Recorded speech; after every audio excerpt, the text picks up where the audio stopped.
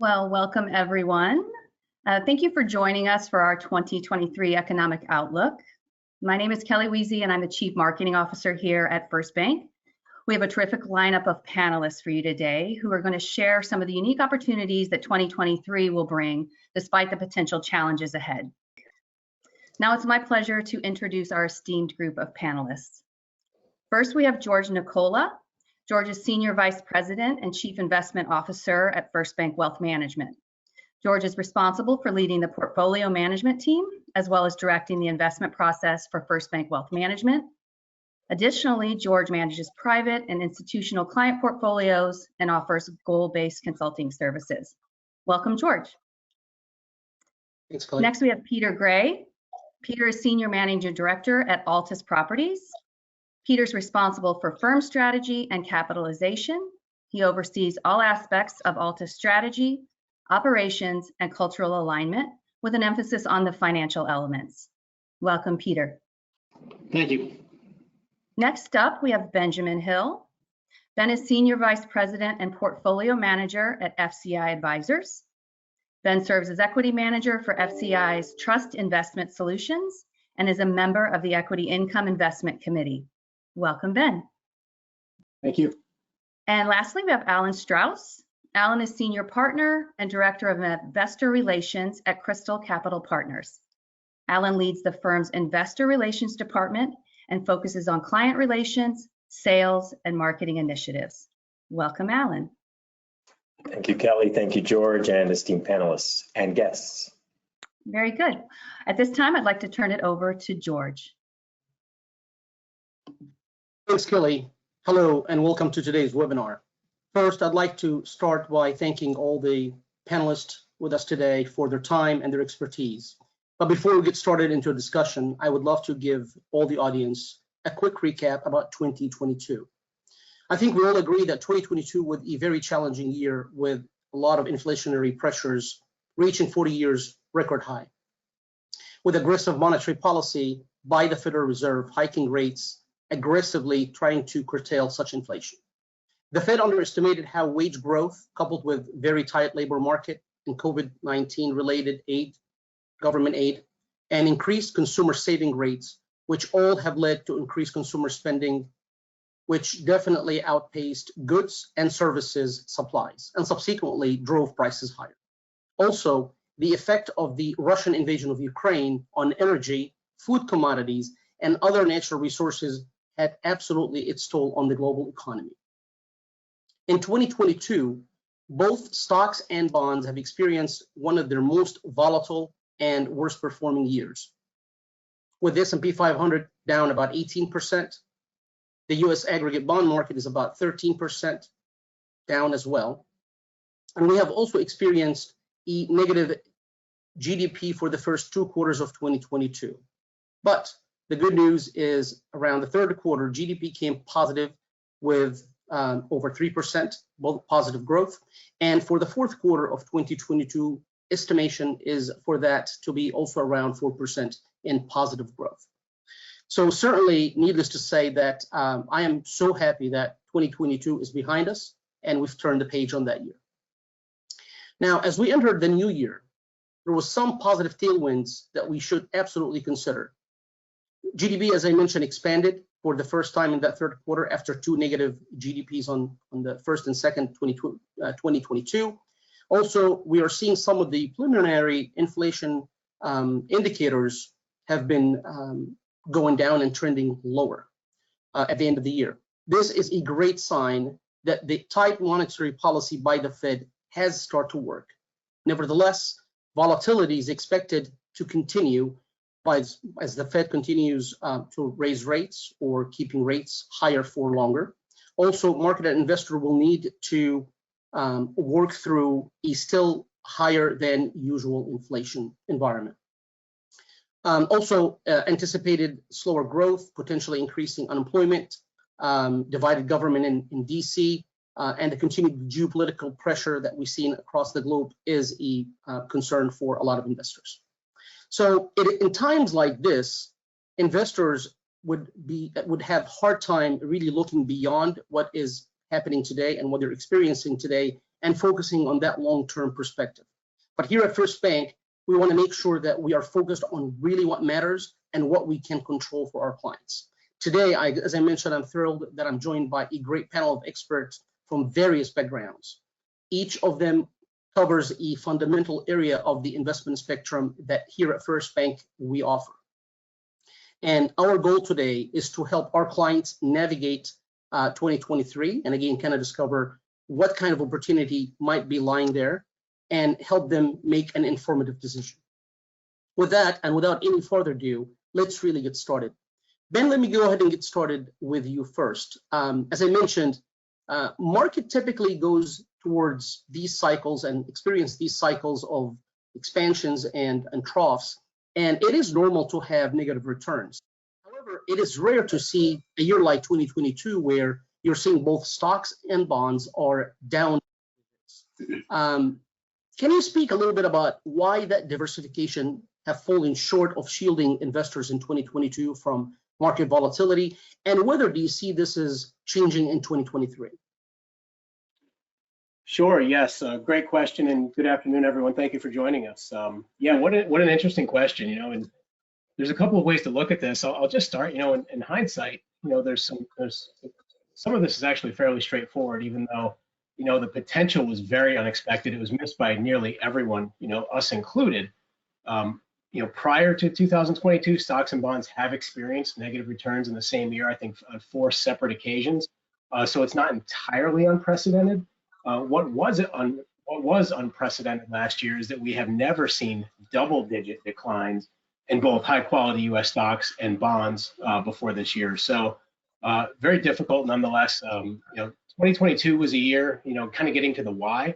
It was a year where macro-driven elements overpowered nearly everything else and really lit the fuse for the failures of diversification in traditional stocks and bonds and the way we think about diversification. When you think back sort of to the start of 2022, kind of going back in time a bit here, coming out of 21, the S&P was valued at roughly 21 times earnings. That was after returning almost 29%. The 10-year Treasury was at roughly 1.5%. Overnight rates were effectively at zero. If you go back, the narrative at that time was that economic growth was slowing, inflation was rapidly accelerating, the Fed was on the verge of starting a tightening cycle, earnings growth was going to decline, et cetera. We clearly at that point didn't know the extent of any of these factors. However, it's not unreasonable to expect that multiple compression alone could pressure stocks, which is exactly what happened. Earnings actually held up quite well, at least through the first 3 quarters of calendar 22, and for the expectation that fourth quarter will be reasonable enough to create an environment where earnings actually grew last year. And while bonds usually offer that flight to quality, that safe haven benefit, the combination of Fed tightening and the start of quantitative tightening, not to mention, the very hawkish narrative coming out of the Fed against a very, very challenging inflationary backdrop, bond prices came under pressure throughout the first 3 quarters as yields were forced higher. When you add in credit spread widening off historically tight levels, the result, is a very difficult fixed income landscape as well, where we saw, of course, negative returns there and substantially negative returns. For 2023, and this, I guess, maybe the good news as we kind of pivot a little bit, we are much more encouraged by the outlook as well as the prospects of traditional diversification as we enter this calendar year. For starters, and this is very important, this year should be much less macro driven. It's not to say that macro won't play an influence, it always does, but last year was probably the most macro driven market I can recall. On the fixed income front, we're confident that we're past peak inflation. We're confident that we're past peak Fed. Interest rate volatility should come down materially versus last year. You can make an argument for yields rising across the curve should the Fed, that should is huge, should the Fed be able to complete its hiking cycle without impairing economic growth. This scenario likely comes with a long Fed pause as deep inversions across the yield curve begin to normalize. We're leaning toward the thesis that inflationary pressure continues easing at a pretty good clip and the economy starts to show further signs of slowing. This scenario also likely comes with an initial Fed pause. This would be after the upcoming February rate hike. There's 25 basis points priced in there. The weaker economy and the modest forward inflation expectations from that point should keep rates from rising too much at that point. that will maintain the inversion that we're currently living with. Essentially, that'll be the bond market telling us that future growth is going to be a bit below trend and possibly force the Fed to pivot and cut rates out into the future. So that's sort of our leaning, is that we'll start to price in future rate cuts on weaker economic backdrop. On the equity front, multiple compressions led to a much more fairly valued U.S. equity market environment. We also believe there's quite a bit of bad news already priced into U.S. stocks. So unless conditions materially worsen from here, this could be a reasonably decent year for U.S. stocks as well. If forced to dust off the crystal ball, full disclosure here, it's almost always a failed exercise, but it's not unreasonable to think we could expect mid to high single-digit total returns in U.S. equities, likely back half weighted as volatility is with us throughout the year, and especially in the first half. For fixed income, starting with expectations for kind of yield to call or yield to worst type of total returns, that seems reasonable to us as well. So with that, George, I'll kick it back to you. Yeah, and these are all great points. And actually, let me pick up a couple of things that you mentioned that are very important. So multiple compressions, I guess that is one big thing. And I'm going to relay that to concerns today about valuation and how these corporations are able to defend their margins. So as we look on pricing, certainly pricing today is a lot more attractive and valuation is a lot more attractive today than what we've seen, say, a year ago. But also something to consider there is the slow growth that we've start to see actually experienced in the economy, and a lot of these companies having that slow growth. So can you speak a little bit about that coupled with rate hikes, a little bit more of a financing cost? How does that add to the pressure on these corporate earnings, and will these corporations going to be able to defend these margins? Yeah, no, great question, right? With sales declines, comes margin pressure and earnings declines. We absolutely anticipate any slowing growth is going to have a negative effect on corporate earnings in 23.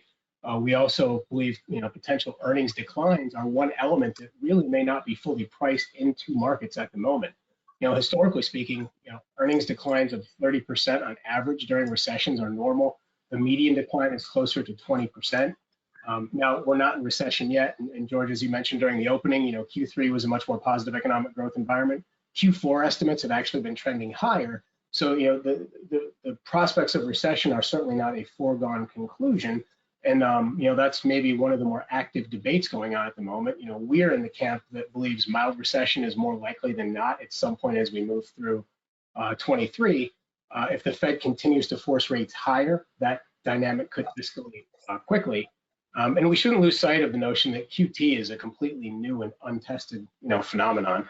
Financial conditions could end up much, much tighter or more restrictive than what's necessary to combat, inflation. But back to earnings, right now the street's looking for negative earnings growth in Q4. Earnings season is a week old, so it's really too early to know how the quarter is going to play out. Third quarter was barely positive. 7 of 11 sectors delivered negative earnings growth. Ex-energy sector, growth was decidedly negative last quarter. For calendar 23, consensus we believe is still too high. It's calling for almost 5% earnings growth on sales growth of a little better than 3%. We think these numbers are also too high and will trend lower as we move through the first half of this year. Surprising to us as well, consensus is calling for margin expansion in calendar 23. If you look back to last quarter, margins declined 100 basis points year over year in the third quarter. They've clearly rolled over from the peak margin environment we experienced kind of coming out of 2021. Companies are incredibly efficient. We do believe margins are going to remain pressured for most, if not all, of calendar 23. You've got long-term margin outperformance that does need to normalize, and corporate cost structures are shifting higher. You touched on that with rates, and S&P leverage is in probably better shape than it has been at any point in the last decade or so. That's a positive. However, there's still a fair amount of variable rate debt. There's still large maturities that need to be refinanced or paid down. So there certainly is going to be margin pressure felt through that process as interest costs are increasing. And let's not forget, non-interest costs are increasing rapidly. So, companies are going to continue to do whatever they can to defend profitability. They're very efficient, but we're already seeing signs of some of that. We're seeing targeted layoffs announced nearly daily at this point. So at the end of the day, while companies are likely to remain profitable through this cycle, at least on an operational basis, we may see some kitchen sinking, so to speak, on a GAAP basis. but we do believe margins will decline throughout the year and probably by a fair amount. Yeah, and I do agree with you that companies really can act on a dime and do everything possible to protect that margin because they understand that that's what they live by and what they die by. So absolutely important for them. Peter, let me go ahead and switch gears to you on the real estate front. Real estate, again, has been a great asset class all along, and it continues to be. But 2022 was a very tough year for real estate, particularly just because of that aggressive policy by the Fed, or tightening policy in the interest rates. Where do you see real estate in 2023 and beyond, given, again, the signaling from the Fed that's higher for longer? Yeah, there's the interest rate increase of 400 plus basis points has definitely affected the asset class. There's no doubt about it. It's increased the cost of capital, and real estate is one of those asset classes that uses leverage to make its returns or enhance its returns. But it's not just that. There's a whole bunch of other macroeconomic factors that are headwinds. Cost of capital is up, but also liquidity is actually impacted as well. There has been a pullback in available liquidity for real estate. Banks are tightening up. They have pressure. They're providing pressure on real estate borrowers and increasing their debt service coverage ratios, the minimum performance test that a real estate asset has to hit. So with a pullback of debt capital, that's putting a lot of pressure on valuations. But that's not the only headwind that's out there. We already mentioned, Ben did a nice job talking about some of the inflationary pressures. But inflation affects real estate as well.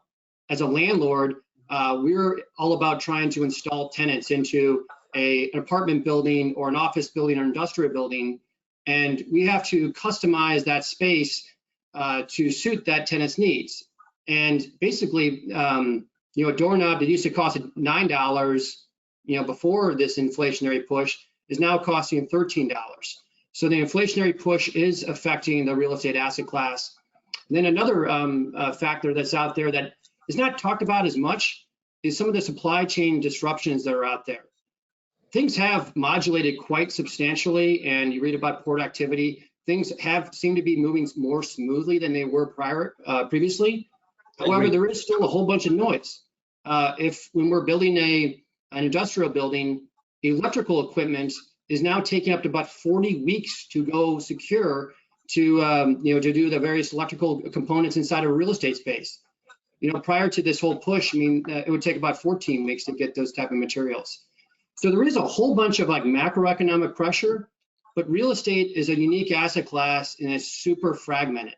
And real estate is really idiosyncratic. Individual building that you're in, an office building, industrial, there's various tenants with various lease terms. It's about what street corner you're on, what is happening in the micro, not just in the submarkets, but actually in the individual smaller subset of that submarket. And I think with all of this noise and all of this chaos that is out there, this dislocation is kind of creating a whole bunch of terrific opportunities. Transaction volumes are down. They're down substantially. Some markets in some asset classes are down even as much as 50%. However, from our perspective, it does seem like the quality of the deals to take advantage of some of these dislocations has never been stronger. So I think there is some really nice bright spots to make some attractive plays in 2023. Yeah, and thank you for that closing piece, because that last thing that you mentioned is really my next question, which again goes back to valuation. And we know that while price matters everywhere, but it certainly does matter in real estate. Price, cap rates, financing, as you mentioned, all these factors are really pinnacle in the real estate valuation. So with that, can you speak with some of the current term or near-term factor affecting these real estate valuation, and how are you taking advantage, as you mentioned, of some of these good deals today in a lot of noise around you in that environment? There is so much noise, and there are a couple. I would kind of classify the real estate investor into two kind of categories. There is the allocator, and then there's the selector. The allocator is just kind of pushing money into the asset class and riding the macroeconomic waves. Those folks are no doubt going to have facing those macroeconomic headwinds. but being a selector and looking at individual submarkets, diving deep into the data to try to find those gems, there are some terrific opportunities. I mean, office, for instance, is a beleaguered asset class. Overall, demand is way down for office. It goes without saying. The work from home, the hybrid work, it's here to stay. And that has caused a lot of corporations, and building upon the point that was just made about how corporations are going to be profit focused, they're using this opportunity to kind of, try to take some occupancy cost out of their income statement. And so you read the headlines like, gosh, I mean, death of the office. However, I mean, the office is still going to be the center of the work ecosystem. It will be. And if you kind of like peel back the layers, there's a whole bunch of opportunities. And some of the opportunities are really in the flight to quality. High quality buildings have performed very well over the last 24 months. Overall, office demand has declined, no doubt about it. It's projected to decline further as corporations and large corporate users are pulling back. However, there's been a big push in acceleration in these premium office buildings. Buildings built in the last 10 years or renovated in the last 5-6 years. These buildings are thriving, and these buildings are doing exceptionally well.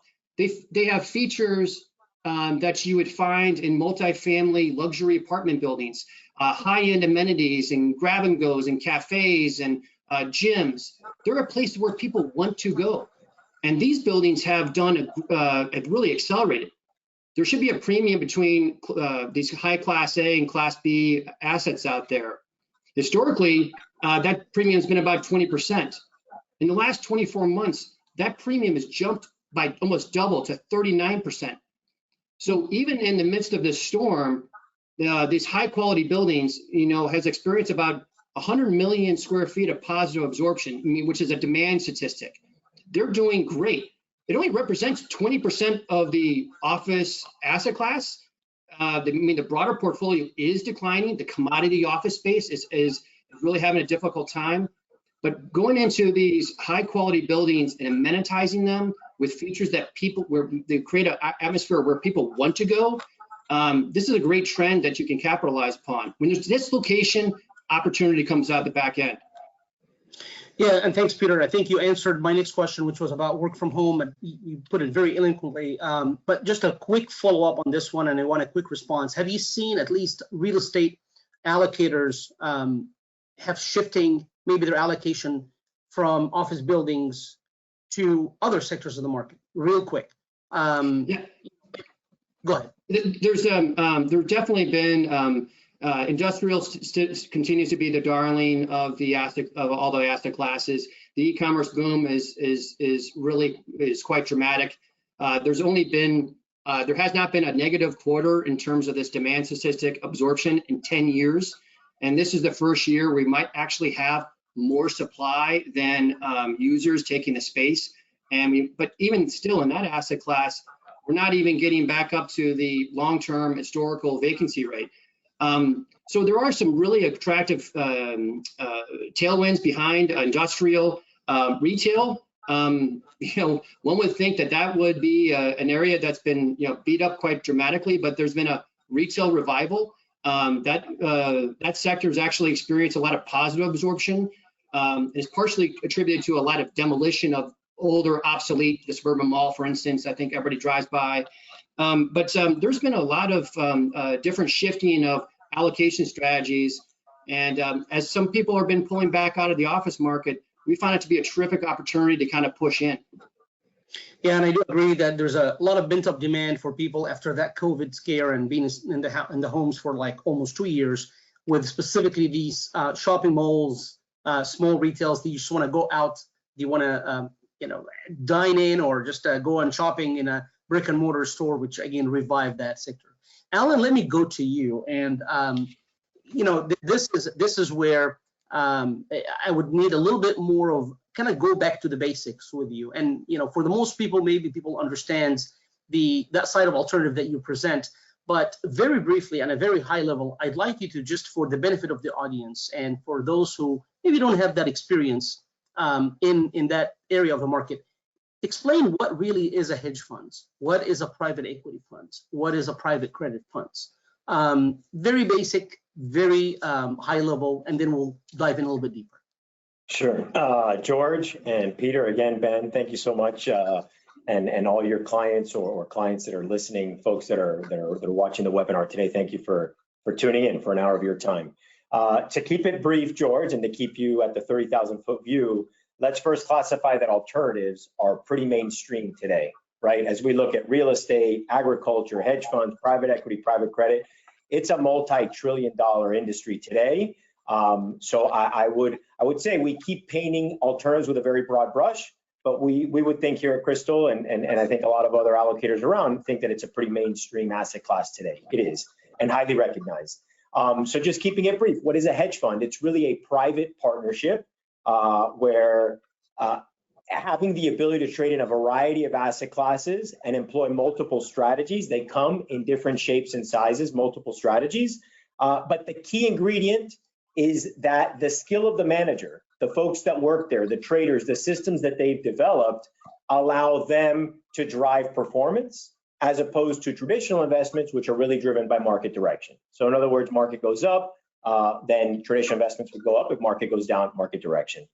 When you talk about private equity, similar concept. These again are limited partnerships, private investment structures, where the objective for investors and the manager is to invest in privately held companies and see their equity stake increase through time, right? And there's an exit. Liquidity is represented by navigating that company toward an IPO, going public, or finding another transaction partner that is looking to monetize and continue on, transact with that company. And private credit will be the same thing, where again, you're lending to private companies. Here's one interesting note I'll leave you, and we'll wrap here on the definition. Today in the United States, when you talk about private companies that earn or that have invoices or sales, let's call it to keep things simple, over 10 million in revenue, these 98% of those businesses are private companies. So it represents a tremendous opportunity set for both lenders as well as equity acquirers.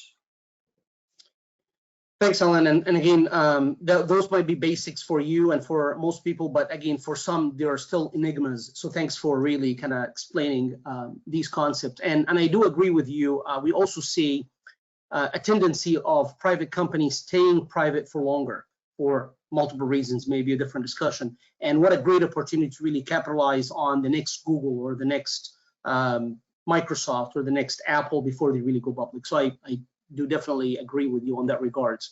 Let me stay within that subject, Alan. So tell us a little bit about some of the strategies that you have seen in 2022 that really complemented client portfolio or could have been complementing client portfolio offering diversification. We kind of agree that, stocks and bonds for 2022, that was not their year, but what could have been complementing some of these portfolios in 2022?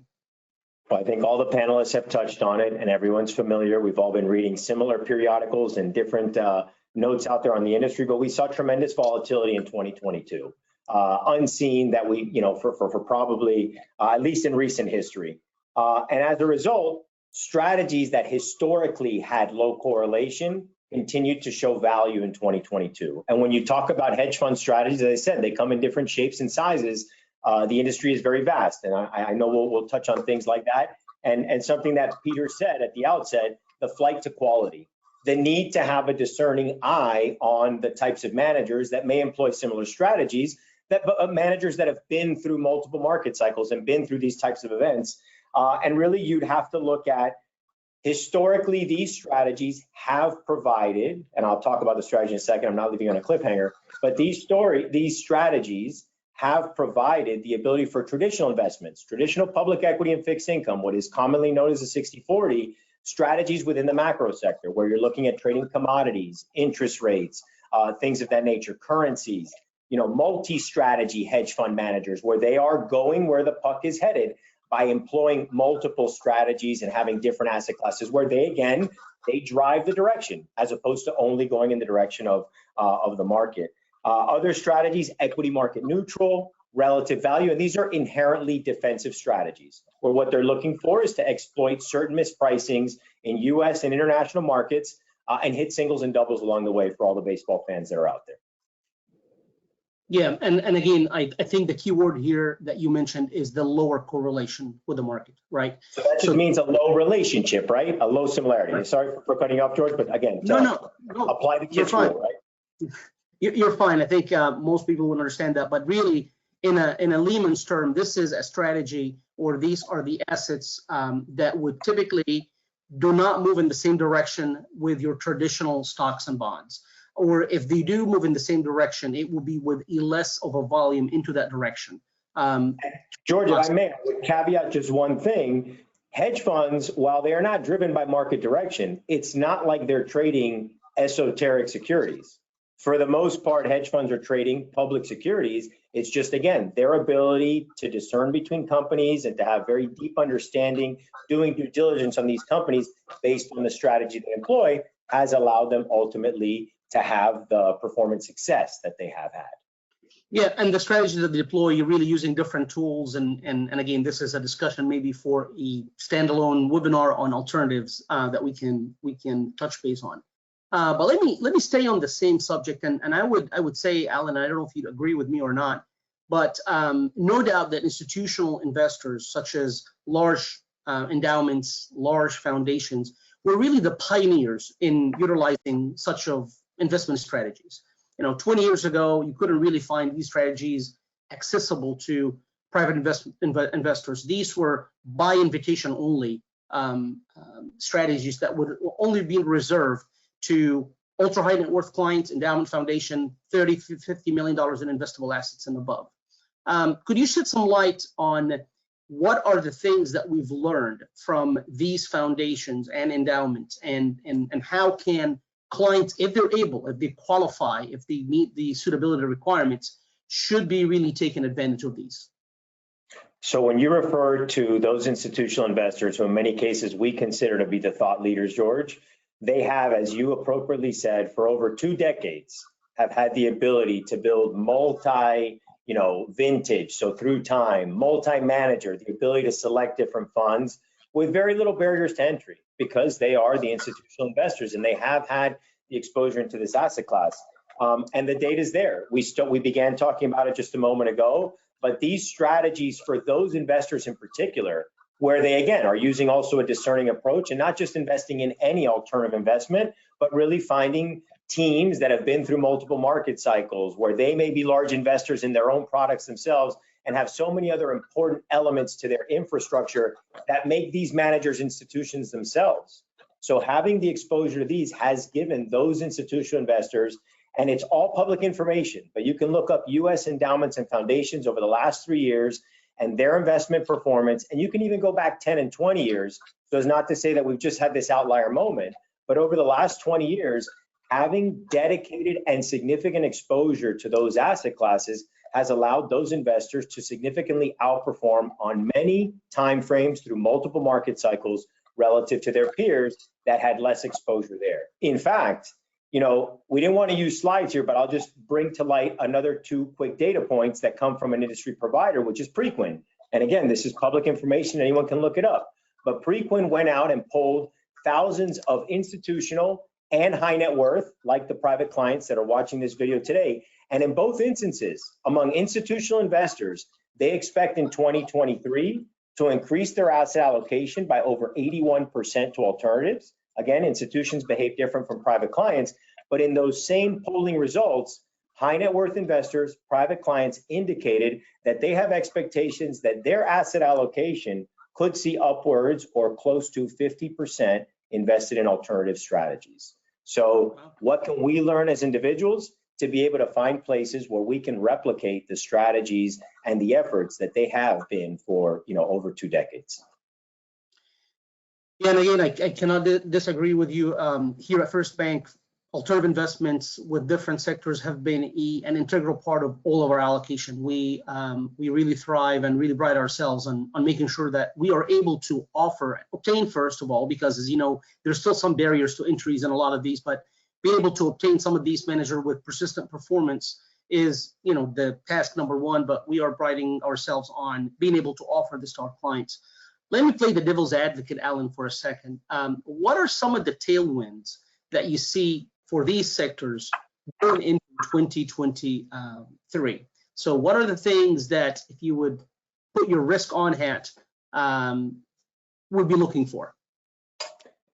So I'm glad you asked that question because we've been discussing things of that nature within our office for a while. And we as a team really feel that at the end of the day, oftentimes headwinds can become tailwinds, right? We've seen it. And I think all the gentlemen on this panel agree to that, that when there is moments of volatility, and I think someone else mentioned, may have been Peter or Ben, chaos, those are also opportune moments. So we're coming out of one of the longest bull markets in recent history. That was the decade of the 2010s for the most part. And today the global economy is facing challenges unlike any other. Geopolitical challenges, inflationary pressures, and those are both headwinds. But at the end of the day, without us, despite the name suggesting, and as someone else had mentioned, the crystal ball outlook, we don't have it. But what we do know is that a continued effort at diversifying strategies and asset classes have, at the end of the day, along with having the ability to find dedicated risk managers, those are the firms, and having different managers exposed within the portfolio, not only leads with the strategies we talked about, those have been defensive strategies. Private credit has clearly held up in this environment as its ability to lend to private companies. Floating rate has been implemented, so those managers continue to deliver on yields that investors who invest in that asset class are expecting. But most importantly, by having multiple managers, multiple strategies, you've mitigated investment risk, but also hugely important, which most people don't unfortunately talk about, but that's business risk. And that's having multiple managers that are experienced and have substantial skin in the game through time. Perfect. I'd like to go to Ben, but before going to Ben, I want to ask Peter on the same subject. So Peter, we've been talking about private. A lot of the word private came along, many times with Alan, private equity, private credits. So can you shed some light real briefly, Peter, on really what the difference between investing in private real estate versus public real estate? What are the benefits of private real estate, again, for those clients who would be able to qualify for the suitability and be able to invest in that? Absolutely, George. First thing I want to do is just echo some of the things that Alan said. I mean, alternatives are becoming more mainstream. It's not just an institutional game. There's 12.5 million accredited investors out there, and they're looking to push into alternatives. They're looking to push into for the diversification, for the correlation. But as regards to real estate, particularly private real estate, one of the main benefits of jumping into real estate is definitely the tax advantages.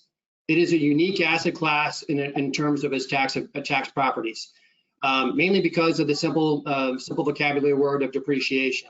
Buy an asset, worth $100, and over 20 years, 30 years, that depreciation is a non-cash offset that goes right to a K1.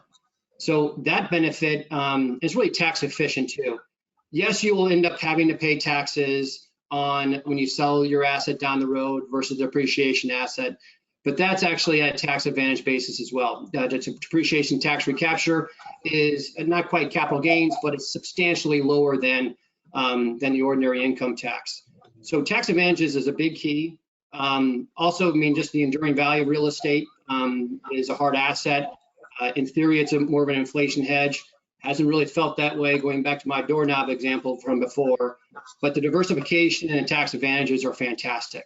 And, not just these super high-end wealthy family wealth offices are taking advantage of some of the really unique attributes in the tax code, like 1031 exchanges or opportunity zones. I mean, this is now becoming available to the retail investor, to those 12.5 million accredited investors. They can participate in this asset class now efficiently. And one last thing, George, before we move on, I just want to build on something that Alan said. I mean, when it comes to investing in alternatives, private equity, real estate, I mean, the key, and I just want to echo the comment, it's really about the operator.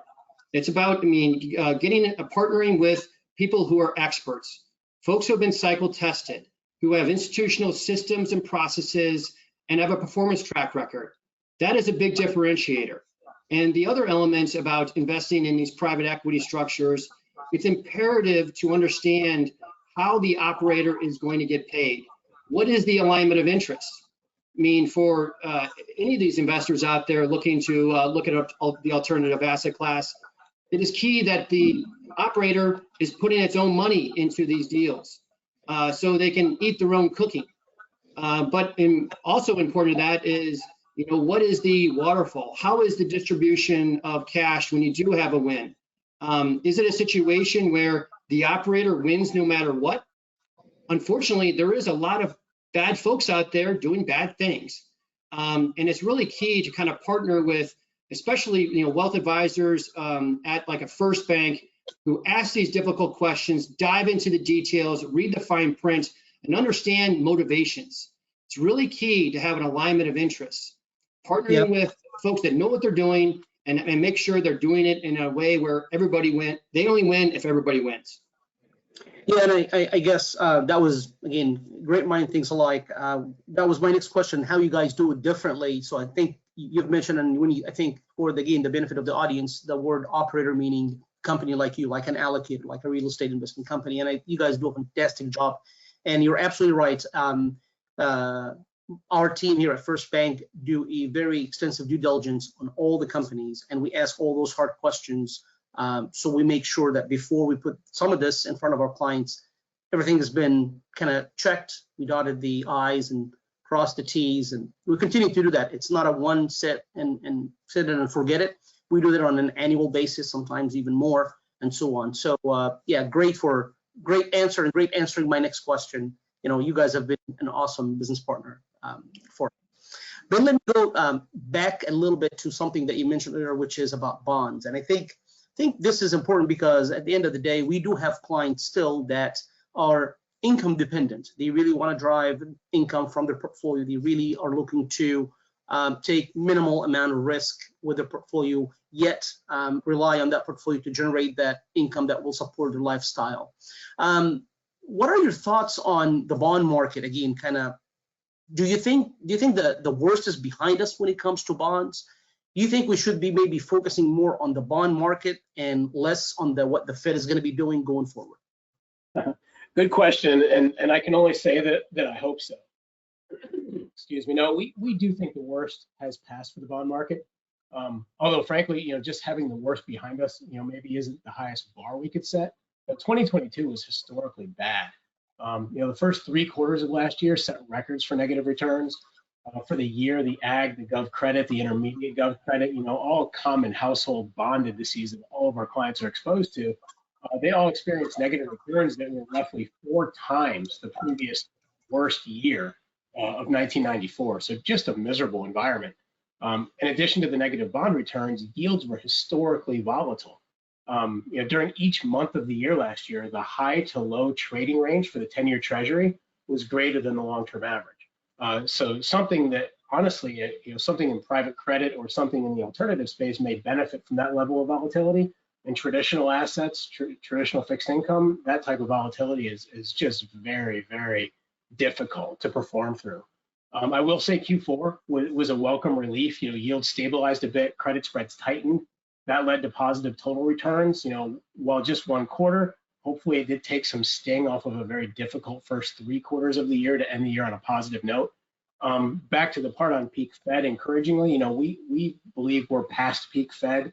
The Fed's always going to be an influence, but so much of 2022 was macro inflation and Fed tightening.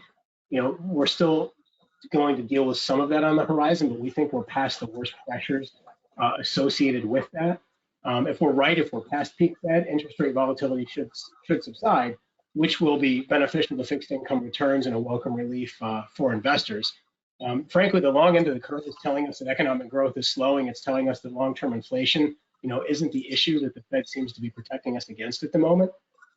Credit spreads tightened quite a bit in the back half of Q4, that driven largely by the market pricing in lower odds of a Fed-induced recession. That's a good thing. Right now, you're looking at spreads on corporate credit. They're only a hair above long-term average. So it's tough at this point to project additional Fed tightening given the higher risk backdrop. That said, we also believe corporate credit offers a pretty compelling opportunity. Investment grade credit yields actually hit 15-year highs in the fourth quarter of last year. We also continue to believe that default risk remains fairly modest. for higher quality bonds. So I guess just to summarize, we really view risk reward in bonds, especially in high quality corporate bonds, which we view as an area of in-house expertise, as much more favorable coming into this year versus what we experienced last year. So we do think the worst is behind us, and there's a slightly brighter horizon as we move into and through 23. Yeah, and I would also add to this that I believe that even for lower quality bonds, I think the risk of default is significantly less than what we've experienced in the past. A lot of people try to compare what we have now to the 07, 08, 09 GFC, and we're nowhere to be there. There's a very little, if that's non-quantifiable at least, but there's very little risk of default, even with these kind of less than investment grade bonds, which we offer. So let me also kind of tie that to something that maybe we're hearing from some investors. Some investors right now, you mentioned short-term rates. Short-term rates are extremely attractive, whether that is in money markets, whether that is in T-bills. When you look at the short end of the yield curve, it is certainly peaking right around that 6 months, and then after that it goes inverted. We understand that this is probably a short play until the Fed start pausing, and then the curve is going to change. But what would you say for some of these investors that trying to time that market, trying to wait until the market trough until they get in? We understand that typically market will reach a trough before an economical data would show it. But what would you say that would be a good advice for these clients who are kind of waiting on the sidelines? Yeah, no, we get that quite a bit, whether it be related to fixed income and when do we build that right bond ladder. Right now we're duration neutral. We get it quite a bit on the equity side as well. Everything is, there's so much macro pressure, there's so much geopolitical tension, inflation is difficult, economic growth is decelerating, earnings growth is a question mark. When do you step in? And one of the simplest answers for starters, I would just say that if you wait until you're comfortable with the environment to invest, then you're going to be waiting an awfully long time. And I say that kind of tongue in cheek, but you're going to miss out on an awful lot of opportunity. What's the old adage? If you feel too good, if you feel too comfortable about the environment, or in a sense, a given stock, then there's a decent chance you've made a mistake. And again, kind of tongue in cheek, but for clients uncertain about when and how to step in, we've always counseled that a calendar-driven approach might work quite well. Typically 3 tranches, sometimes 5. Depending on circumstances, and usually that'll be a monthly cadence to getting that portfolio fully invested. What we're certain of is that if you sit on the sidelines and wait, you're all but guaranteeing that you're going to run out of the investing runway that you need to accomplish your goals, while possibly increasing the probability or likelihood that you're going to make a really detrimental timing mistake. If you look at historical investor behavior, around the dynamics of market timing, if you miss just a small handful of the market's best days, that's going to significantly impair your long-term total return potential. And this becomes even more difficult to manage when you recognize that market's best days are many times clustered around some of the worst. So, volatility, we often think about it with respect to selling pressure and downside volatility, but volatility does cut both ways. And a lot of those best days are clustered around some of the worst days that we'd like to forget. Yes, so that said, we believe it's paramount to just help clients determine that right asset mix that provides the most attractive risk-adjusted returns, while also offering the greatest likelihood of delivering on the total returns necessary to help them accomplish those goals and objectives. What we try to do is help them avoid those reactionary and emotionally charged changes as best they can, as those are the ones that usually cause the most long-term damage to their goals. So if I hear you, and I can summarize that in one sentence, is for those investors to focus on their long-term investment goals, construct a portfolio with the appropriate risk-adjusted return levels that they're looking for, and really stay the course, and not to try to do the market. And you touch base about the importance of the investor's behavior, and records have shown that typically when consumer sentiment is at its worst, that's really when the best time to really kind of start investing, because obviously you're taking the growth momentum that's really going to be generating from that point. But again, I definitely agree with you. Alan, speaking of, and I think Ben touched based on the behavior of the investors. So talking about something really, and we're probably coming up to the point here where we're going to start taking questions from clients and audience. But I want to talk about a subject that's not necessarily new, but it's been really revolutionized the way that everything's been done, which is digitization, right? You're hearing about digitization of assets, digitization of processes, digitization of investment platforms, allowing clients to access, as we mentioned, alternative investment that once was reserved for the top echelon, I believe, of the investment and the institutional investors. How do you see this digitization phase or age that we're living in changing the strategies that you're offering, and how Crystal really differentiate itself? Well, I think that look at the medium that we're having this seminar on, right? Service as a software, the need for mission critical software components to all businesses. What we experienced through the pandemic is not something that we're going to roll back at this point. We were already on that train, and those tracks we were already on those tracks, and that train had already left the station. What 2020 and the last couple of years have done have only helped to accelerate that. So, you have to, everyone's alluded to noise, whether it's in investing, noise in terms of volatility, and it's important to be able to distill and navigate that. I'll toot my own horn for a second. We've been doing this for over 20 years here at Crystal. And this past year, we were recognized as one of the leading US-based alternative investment platforms. Again, to work with advisors like we have for the last 20 years, like you, George, we've been very fortunate to develop that relationship over the last 5-6 years. And as a result of working with advisors to be able to bring these strategies to clients in an online setting, right? So that the analysis of investments is streamlined, so that the implementation, just like the Harvard Endowment or any other large endowed institutional investor investors now can do that. And then at the end of the day, you mentioned it, none of these investment classes are set it and forget it.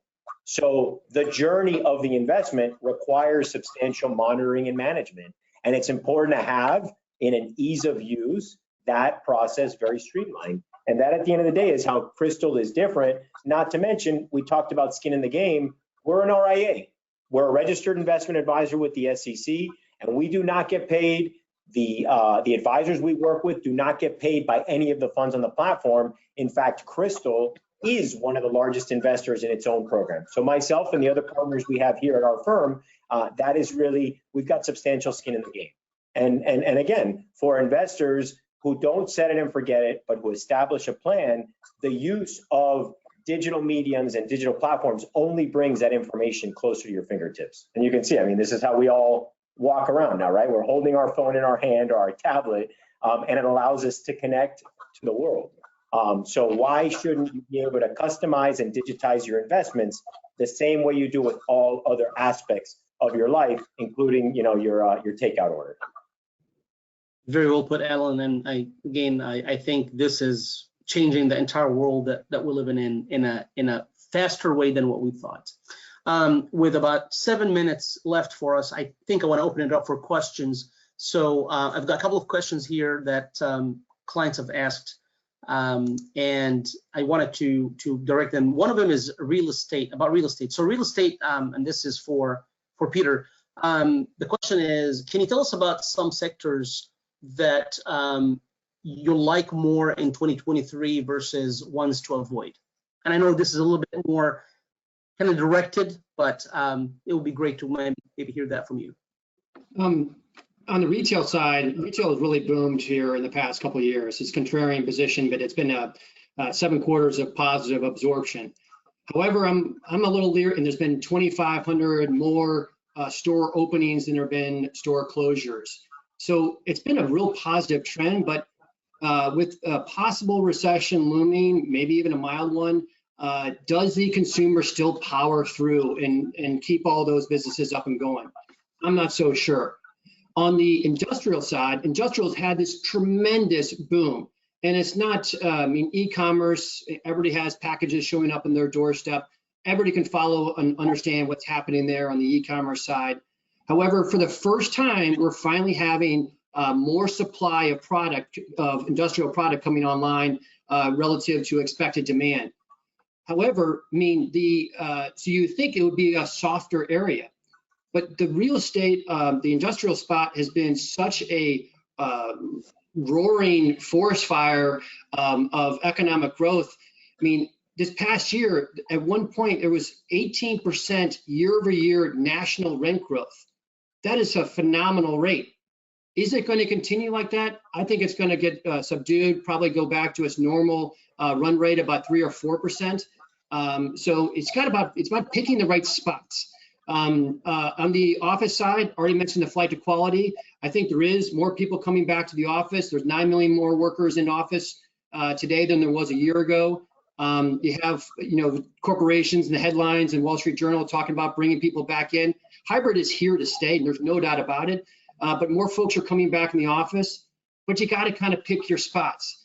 So I got the cop-out answer of, it's really individual. I think it's going back to what Alan was saying, find the right operator, understand what they're doing in terms of strategy, make sure there's an alignment of interest, and partner with the experts. What happens to them happens to you. Okay, so focus a lot more with the operator and how the business is run from that company versus the actual sector. I think, and honestly, we are never going to be recommending a single sector for our clients. As a matter of fact, when we do invest in real estate or any other asset class, we like the diversification, not only geographically, but also across different sectors, across different areas. So I think this is an important thing. Another question is for the panel, actually, for each one of you guys. If you got your hands on Santa's list for 2023 Christmas, what is one wish you would put there for Santa? And let's start with Alan. You're muted, Alan. Sorry, I was hoping to cherry pick off someone else's answer. I think it'd be important to have geopolitical stability. I think that would be an important element, and it would go a long way in terms of global markets creating additional opportunities. But geopolitical stability would be on my list. Okay, Peter? I'm pretty bullish that inflation, echoing some of Ben's comments, hopefully is starting to moderate. This is a big impact on consumers. From the cost of eggs to rent, to have some clarity on where inflation might be going, might get the Fed to calm down with its interest rates.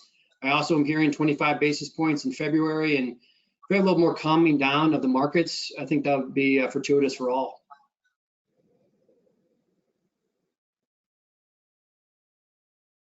Ben?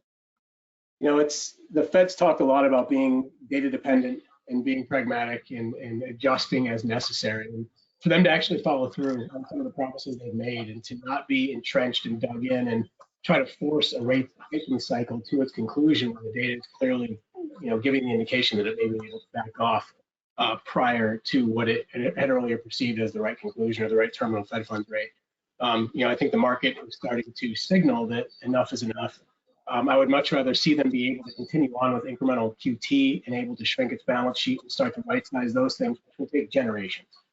So you can't help but wonder how much you need to push Fed funds higher here in the short term when you already have negative money supply growth and a whole host of other factors that would be sort of leading indicators of inflation on a forward basis, already signaling that this inflation challenge is trending in the right direction. And that while we're not going to be back at 2% by next year's holiday season, we're likely to be looking at 3s and 4 handles instead of 7s and 8s. And that's a much better environment, much friendlier environment, and much less volatile environment than we were at 12 months prior. So just my wish would be for the Fed to remain on the balls of their feet, pragmatic, and have the confidence to follow through and actually follow data as they've indicated they intend to. Yeah, thanks, Ben. And with that, we got 1 minute left to the hours and want to be respectful to everyone's time. So if you ask a question and we didn't get to it, please reach out to your wealth management team or your relationship manager, and we will make sure that we will answer that question for you. I want to thank all the panels, and I want to thank you guys for your time, your wisdom, your insights in today's events. Thank you. And Kelly, I'm going to turn it back to you. Well, George, thank you. And I agree with you, Peter, Alan, Benjamin. Thanks so much for everything that you shared. Great insights today. We will have this webinar. We recorded it and it will be out on www.first.bank. So look for it there. And again, thanks, and everyone have a great afternoon.